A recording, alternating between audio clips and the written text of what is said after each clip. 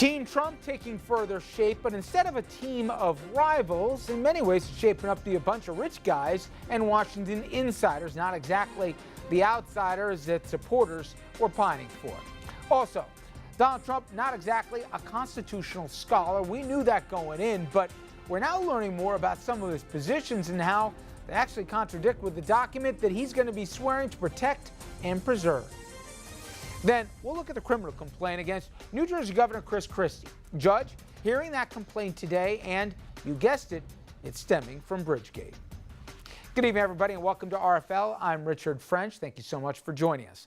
Donald Trump, he has found his money men.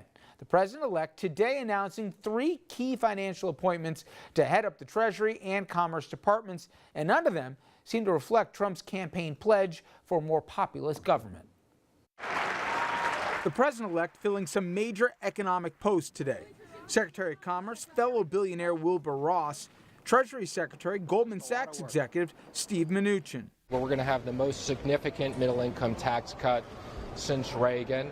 We're going to incorporate the child care program. So this is going to be a tremendous boon to the economy. Mnuchin, who promised to focus on the American worker, praised Trump's deal with Carrier to keep 1,000 factory jobs in Indiana, VP-elect Mike Pence's home state. The president-elect and the vice president picked up the phone and called the CEO of United Technologies and told him we wanted to keep jobs here. Can't remember the last time a president did that. Trump is expected to release the details of the deal in Indianapolis on Thursday. It is the first leg of his thank you tour, which ends later in the day in Cincinnati, Ohio. Trump is still trying to decide on a Secretary of State, sitting down for dinner with contender Mitt Romney, who once called Trump a con man. Trump's White House Chief of Staff, Reince Priebus, on Fox News. When he makes the decision, it's the decision that's best for America, regardless of background. Trump also announcing Todd Ricketts as Commerce Undersecretary. Ricketts, the co-owner of the Chicago Cubs, whose father founded TD Ameritrade. So Ricketts is one appointee, another from Goldman Sachs as Treasury, and an investor worth $3 billion at Commerce, all headed to Team Trump. Easy for me to say, all from a populist president-elect who pledged to take on the elites and drain the swamp. All right, let's bring in our panel here for analysis. Dominic Carter, political journalist and author, and Andrew Whitman, our senior political correspondent. Let's first start, before we get to state here, guys, with who's making up the cabinet. Got a lot of Goldman Sachs guys. You got deep pockets. Ross here, for folks who don't know. You know, when things are going in bankruptcy, he's good at picking up distressed assets, but he's also, and so is the guy at Goldman, great for buying up mortgages and giving out eviction notices too. This isn't the same kind of person or persons we were hearing about on the campaign trail, guys outside of Washington, not those Wall Street fat cats. He was going to deliver for the public. The real question is, does the public care? I'm not sure the public knows enough, especially Trump supporters know enough to really care or not care one way or another. Look, this is, if you close your eyes and you listen to the description of the way Trump wanted his cabinet to be during the campaign, it's vastly different from the group of people that he selected already. This is, you know, this is a campaign or a group that seems perfectly positioned to put in the Republican agenda that Paul Ryan has been talking about in the House since before this campaign even started. Except, Andrew, you heard Mnuchin today. He went in detail to say, wait a minute, the tax cuts, rich aren't going to be getting breaks right now. When yes, we'll help them on the corporate tax. We'll also, create 3 different tax levels, if they can get it passed, obviously, instead of the 7 different brackets that people are in. But a bunch of deductions go away. He said, you heard me, this will be cash neutral here. So yes, we'll be giving tax cuts, but we're not going to be helping out the elites. Now, who's right, who's wrong, the devil, as they say, is in the details.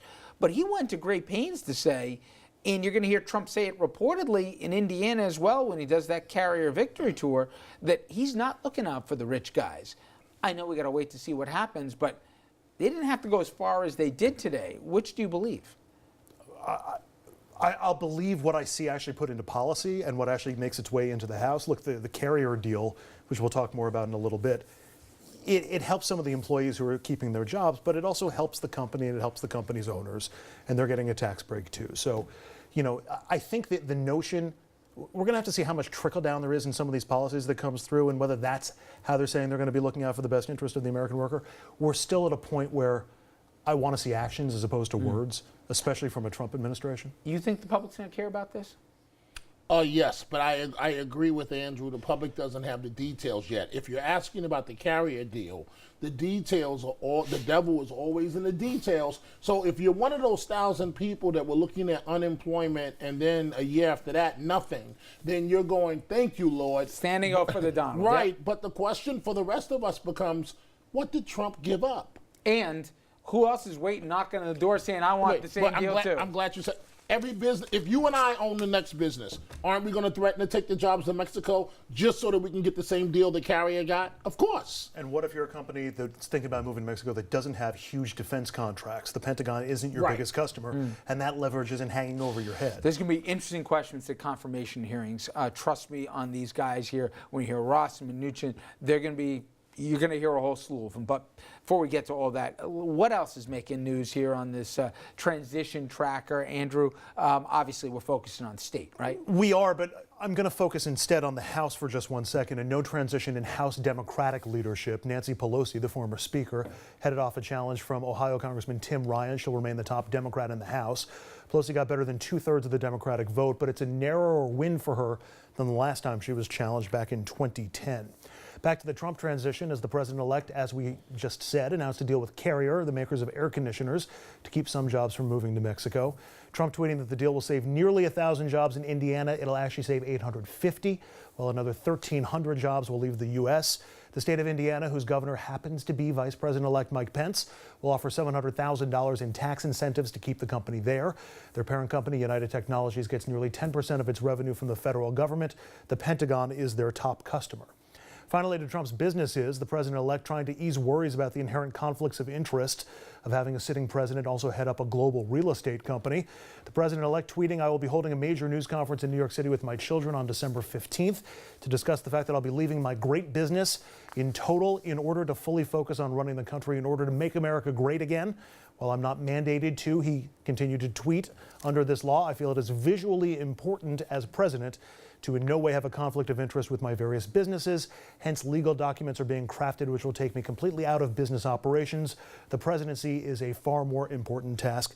Finally, Rich, as you were talking about earlier, State Department for Secretary of State, it's down to 4 candidates. They're the candidates we've been talking about pretty much the entire time. It's Corker, Romney, Giuliani, and I'm missing one off the top of my head as I'm trying to think of it. Yeah, and you got Jennifer Petraeus, too. That's the 4th. I want to get to Romney in a second here, but watch real carefully. To me, this is going to be the biggest issue that will dog the Trump administration, will be the conflicts of interest. Again, just think about this. By all accounts, you're going to have Jared Kushner, who's going to have a West Wing office. When he goes home at night, he's going home to Ivanka Trump, who just happens to be one of the people running Trump Enterprises here. To think that they're not willing to push the envelopes on this, just with what we've seen as to who's been on the phone calls, who's been in the meeting with world leaders since the election here, I think stretches naivete. This, I'm telling you, will come up again and again. All right, now we talk about state, and do we have the clip? This is Mitt Romney after his dinner, and it was a pretty nice dinner apparently, with the Donald last night.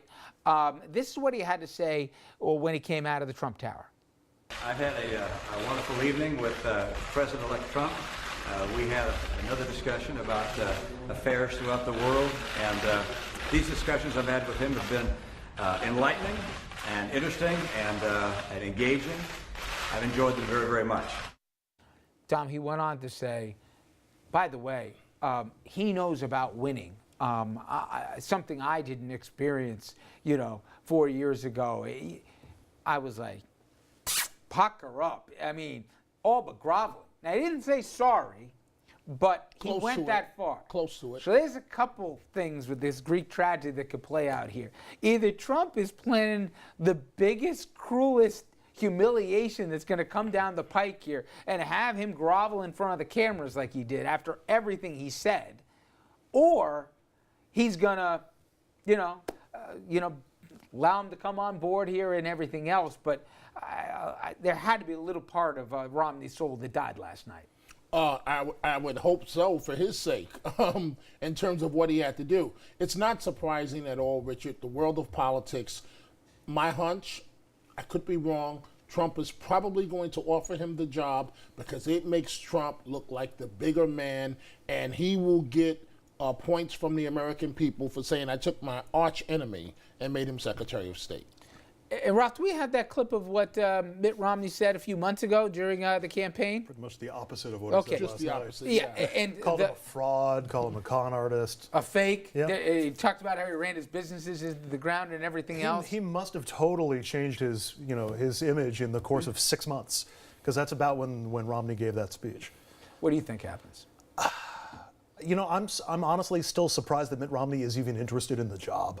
I mean, somebody get him a puppy or something. Actually, I think the last time he had one, it didn't work out so well. Forget about all the he said.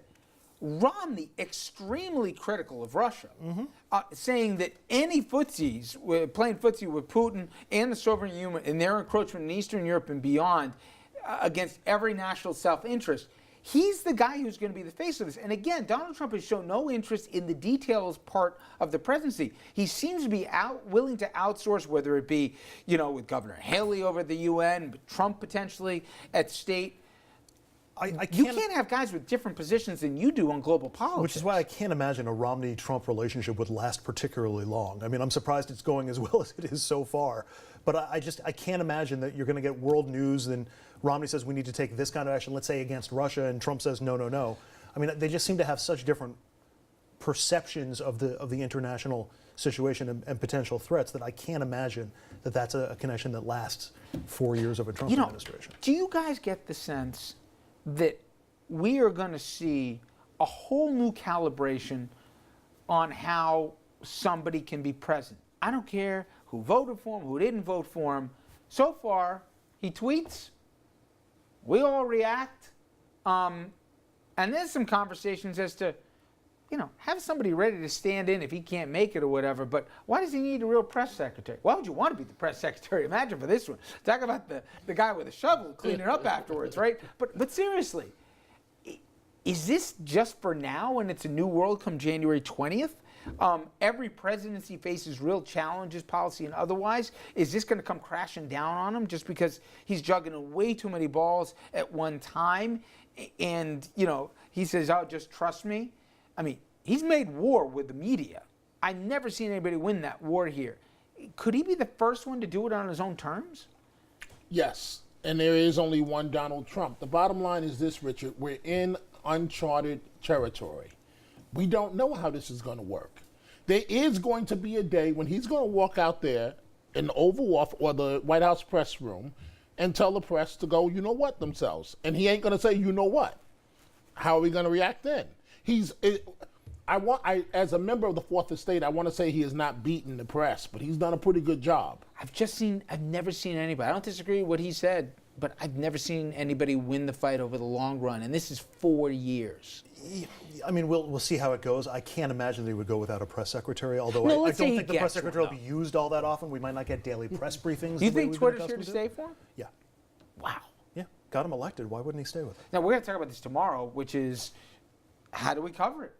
When he tweets, is that news, even if it's completely false, like, massive voter fraud? And this is even after he got elected, right? So, and what if he threatens to sue everybody, which he's already done, changing libel laws and all the rest? What if he doesn't include media he doesn't like and how they cover it, that they're not allowed to have access anymore and all the rest? What do we do? We're going to be talking about that tomorrow. But Andrew went through a lot of the appointments. We have one more Trump appointee of note here, and it's a familiar face. U.S. Attorney and the so-called Sheriff of Albany, if not Wall Street and beyond, Preet Bharara. He met with Trump today. Bharara saying Trump asked him to stay on as U.S. Attorney for the Southern District, and Preet said he agreed to keep his post. Bharara will be appearing at an event in White Plains tomorrow. We will be there, and we will have much more Dominic on the scene. Speaking of Dominic and Andrew, guys, thank you very much here. Thank you, Richard. And speaking of the attorneys, we will bring on our panel. Coming up next, Trump versus the U.S. Constitution. President-elect saying a lot of things that are at odds here with that sacred document. The question is, how will that play out once he puts his hand on the Bible and swears to uphold it?